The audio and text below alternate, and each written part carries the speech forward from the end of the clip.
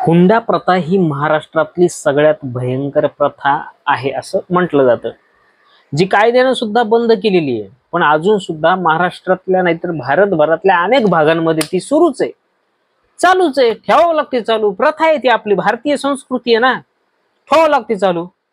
हेच आपले शहाणे लोक सुद्धा म्हणते चालू ठेवली पाहिजे म्हणून. विशेषतः ते आपल्या मराठवाड्यामध्ये किंवा इतर मराठवाड्याच्या आजूबाजूचा जो प्रदेश आहे त्या भागामध्ये पण ती जास्त चालू आहे.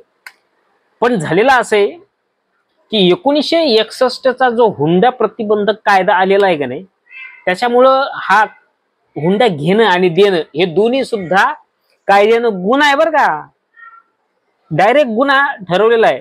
पण तरी सुद्धा सामाजिक दबाव इतका असतो आपल्यावर की हुंडा घ्यावा लागतो, लाज काजक व्हायना तो आपल्याला घ्यावाच लागतो. म्हणजे हुंडा प्रथा ही काही पूर्णपणे थांबलेली नाही. यासाठी काय केलं पाहिजे की हा जो हुंडा प्रतिबंधक कायदा आहे का नाही, त्याची अंमलबजावणी ही कठोरपणे झाली पाहिजे. आणि हे लोकांनी त्यांच्या मनातून केलं पाहिजे की हे आपल्याला नकोय. काय आपल्याला पैसे द्यावे लागतात, कधी घ्यावा लागतात, आपल्याला घ्यायचेत म्हणून द्यायचेत. माझ्या मुलीला मी पैसा देणार आहे आणि माझ्या मुलाच्या टायमाला मी तितकाच हुंडा दाबून घेणार आहे, असा जो एक ऍटिट्यूड आहे आपल्या लोकांचा, तो इतका डेंजर आहे. अरे बा, स्वॅग आहे स्वॅग. हुंडा घेणं म्हणजे भयंकर प्रमाणामध्ये स्टँडर्ड तयार केलेलं आहे. इतकी गंभीर समस्या आहे आपल्याकडची. हुंडा ही इतकी गंभीर समस्या आहे आणि ती एक लज्जास्पद आहे. लाजच वाटत नाही लोकांना हुंडा घेताना. अभिमानानं सांगते 50 लाख घेतले, हो 2 एकर शेती नावावर करून घेतली, हो सोडायचं काय त्यांना, असा ऍटिट्यूड असतो आपल्या लोकांचा. म्हणजे आता सध्या महाराष्ट्रात एक प्रकरण खूप गाजतंय सध्या, हगवणे प्रकरण माहितीये तुम्हाला. वैष्णवी हगवणे या मुलीला, या 23 वर्षीय मुलीला तिचा जीव गमावा लागलाय या हुंडा प्रकरणामुळे. काय ते प्रकरण, तो वैष्णवी हगवणे ही हिचं लग्न झालं होतं. मी ते वाचून दाखवतो तुम्हाला. हे प्रकरण आहे मुळशी तालुक्यात घडलेली घटना आहे, ज्यानं हुंडा प्रथेचं भयंकर वास्तव आपल्या समोर आणलेलं आहे. 23 वर्षीय वैष्णवी शशांक हगवणे हिनं 16 मे 2025 रोजी भुकुम येथील राहत्या घरी फाशी घेऊन आत्महत्या केली. असं सगळ्यात आधी सांगितलं होतं आपल्याला की तिनं फाशी घेतली. पण जेव्हा तिचं पोस्टमॉर्टम केलं तेव्हा असं आढळलं की तिला मारहाण झाली होती. तिच्या डोक्यावर, मानेवर, पायावर, हातावर मोठमोठ्या जखमा होत्या. मग हे सगळं बघितल्याच्या नंतर तिच्या वडिलांनी म्हणजे आनंद अनिल कसपटे यांनी या सगळ्या कुटुंबावर, हगवणे कुटुंबावर खुनाचा आरोप केलेला आहे. मग ह्याच्यामध्ये कोण कोण होतं? वैष्णवीचा पती शशांक होता, सासरा राजेंद्र हगवणे, सासू लता हगवणे, ननंद करिश्मा हगवणे आणि दीर सुशील हगवणे. सगळेच कसे अच्छा हसू शकतात. हा, तर ह्या सगळ्यांवर केस केलेली आहे, खुनाचा आरोप ठोकला. मग सुरुवातीला पोलिसांनी यांना पकडलं सुद्धा, पण शशांक आणि राजेंद्र हे दोघ जण फरार झाले. मग नंतर पुढे 23 मेला त्यांना पहाटे पिंपरी चिंचवड पोलिसांनी स्वारगेट मधून अटक सुद्धा केलेली आहे. हा, हे असं मोठं प्रकरण झालेलं आहे. भयंकर छळ केला त्या पोरीचा. 51 तोळे सोनं घेतलं, 5 स्टार हॉटेल म्हणजे 5 स्टार जागेवर मोठं लग्न लावलं, देखावा केला भयंकर, नातेवाईकांमध्ये पार बोलबाला झाला, सगळे उचापत्या झाल्या. तरी पण त्या बिचाऱ्या पोरीचा छळ केला केवळ पैशासाठी. राष्ट्रवादी काँग्रेस गटाचे जे आधी आहेत ना, ते माजी पदाधिकारी होते राजेंद्र हगवणे. आता ह्याच्यामध्ये राजकीय हस्तक्षेप होण्याची शक्यता दाट आहे, कारण पदाधिकारी माणूस आहे ना, आणि त्याच्यामुळे हे प्रकरण बाहेर पण आलं लगेच तात्काळ. त्यांना अटक पण झाली, चांगली गोष्ट आहे. फक्त आता ती केस कोर्टात गेली पाहिजे, त्यांना शिक्षा झाली पाहिजे, आहे की नाही, तर न्याय भेटला असं आपण म्हणू शकतो.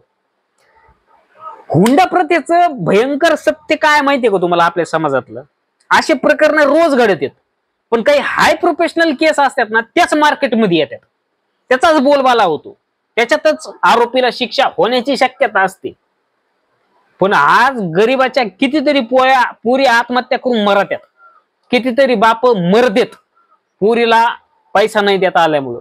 आणि हे रोज घडतं घरात. आता मी व्हिडिओ रेकॉर्ड करतोय ना, कुठेतरी कुठल्या तरी पुरीचा छळ चालू असणार आहे, तिला पैसे मागितले जात असणार आहे, तिला मारहाण होत असणार, हे थांबत नाही.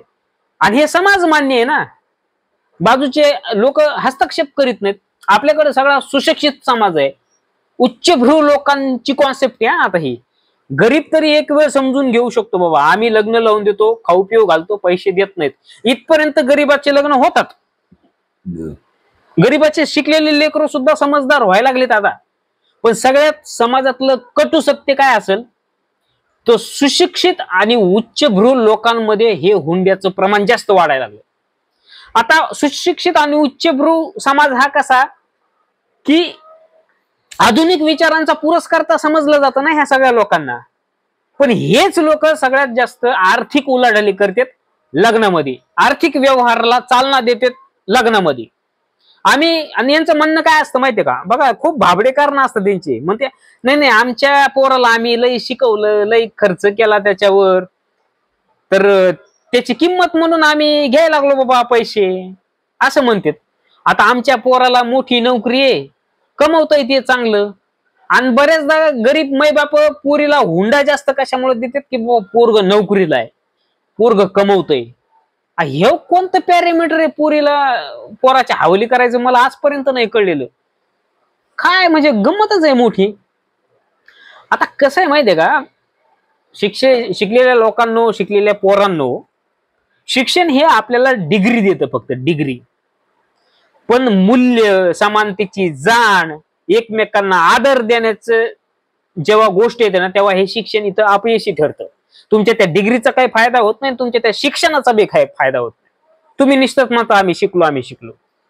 आणि हे सगळे दिखाव्याचे काम आहेत. हे सुशिक्षित आणि उच्चभ्रू लोकांचे ना दिखाव्याचे काम आहेत. आम्ही इतक्या करोडी हुंडा घेतला, आम्ही इतके लाख हुंडा घेतला, आम्ही इतके तोळे सोनं घेतलं, अरे बापरे, हा दिखावा आहे सगळा. इतकं मोठं लग्न केलं, 50 गाड्या, 100 घोडे, अरे बापरे, हा दिखावा आहे सगळा. आणि तो दिखावा करायला आवडतो. प्रॉपर्टी, रोख रक्कम, ह्याच्या बदल्यात ते, त्याच्या बदल्यात हे. आणि मग हे मागताना त्या पुरीच्या बापावर येतो ताण, भयंकर ताण येतो. आणि या ताणातून मग ते करतात आत्महत्या. आणि जर नाही पैसे दिले तर मग करा पुरीचा छळ, टाका तिला मारून, द्या खुनाच्या धमक्या. वैष्णवी हगवण्याच्या प्रकरणात सुद्धा हेच झालं. दिखावा केला, भयंकर दिखावा केला. यांना पैसे नाही भेटले पुरीच्या बापाकडून, मरणाचा छळ केला, तिच्या तोंडावर थुकले, तिला मारलं, फाशी बी दिली असन. आणि आपल्या समाज अशा कृत्यांना नजरअंदाज करून देतो डायरेक्ट. याच्यातून काय संदेश घ्यायचा, आपण सगळ्यांनी काय संदेश घ्यायचा जेव्हा असे प्रकरण आपल्या समोर येतात, तेव्हा काय संदेश घेतला पाहिजे? खर तर आपला ना शहाणपणा वाढला पाहिजे. आपण शहाणपणानं जगत नाहीत, माणूस म्हणून जगण्याच्या लायकीचेच नाहीत.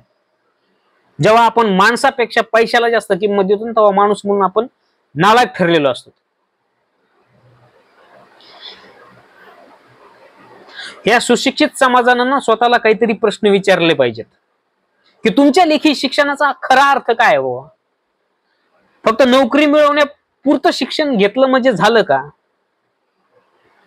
समाजात बदल घडवण्यासाठी सुद्धा शिक्षणाचा उपयोग होतो, हे तुम्हाला माहिती आहे का? सामाजिक समता, व्यक्तीचं स्वातंत्र्य, व्यक्तीची प्रतिष्ठा, हे शब्द तुमच्या सुशिक्षित लोकांच्या कानावर कधी गेलेत का? किंवा तुम्ही सुशिक्षित झालात म्हणून ह्या गोष्टी होऊ नये म्हणून काही पावलं उचललेत का? की सुशिक्षित झालो म्हणजे लाखो करोड हुंडा घेणं हेच तुम्ही ठरवलेलं? हुंडा प्रथेचा अंत होण्यासाठी आपण ठोस पावलं कधी उचलणार आहेत? आपण सुशिक्षित म्हणून आपण कधी उचलणार आहेत? समाजामध्ये आपण जागरूकता कधी आणणार आहेत?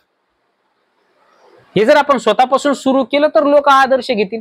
मी 1 करोड हुंडा घेतला तर ते 50 लाख तर घेईन बाजूचं, कारण नाही याने घेतलाय, मी कसं सोडू, असं म्हणून जगतं ना. मग सुशिक्षित म्हणून, उच्चभ्रू म्हणून आपण हे केलं पाहिजे, स्वतःपासून सुरुवात केली पाहिजे. सगळ्यात मोठा प्रश्न असतो लोक काय म्हणतील. बाबा मी जर हुंडा नाही घेतला तर लोक माझ्या तोंडात शेण घालतील, कारण मी शिकलेलो आहे. शिक्षणाचं पॅरामीटर हेच आहे का तुमच्या लेखी? खऱ्या अर्थानं बघितलं गेलं तर प्रत्येक माणसाला मला हे सांगावं वाटतं की कायदा आहे ना, तर त्या कायद्याची अंमलबजावणी होण्यासाठी तुम्ही प्रयत्न करा. जर कुठलं पोरग तुमच्या पोरीसाठी पैसे मागत असेल तर पहिले केस करा. तुमच्या पोरीला एखादा चांगला पोरगा भेटेल, काही टेन्शन नाही त्याच्यामध्ये. आणि पोरगी घरी राहिली तर काही प्रॉब्लेम नाही, ती तिच्या पायावर उभी राहू शकते. पण उग पोरीचं चांगलं होतंय, पोरग नोकरीला आहे म्हणून त्याच्यावर लाखो रुपये खर्च करायचे आणि मग पुन्हा तिने पोरीला ताण द्यायचा. हे चोचले नाही, हे असले धंदेच नाही झाले पाहिजेत. कारण आपण सुशिक्षित समाजात राहतो, एकमेकांना समानतेनं बघणारे लोक आहेत आपण, एकमेकांना व्यक्तीचं स्वातंत्र्य प्रतिष्ठा देणारे लोक आहेत आपण. आणि हे संविधानानं आपल्याला दिलेली गोष्ट आहे. आपण जर खरंच सुसंस्कृत आहोत, संस्कारी आहोत, तर या हुंडा प्रथेला आपण विरोध केलाच पाहिजे.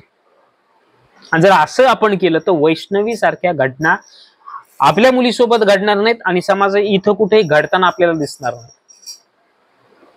लग्न हे कसं प्रेम आणि विश्वासाचं बंधन आहे खरं तर.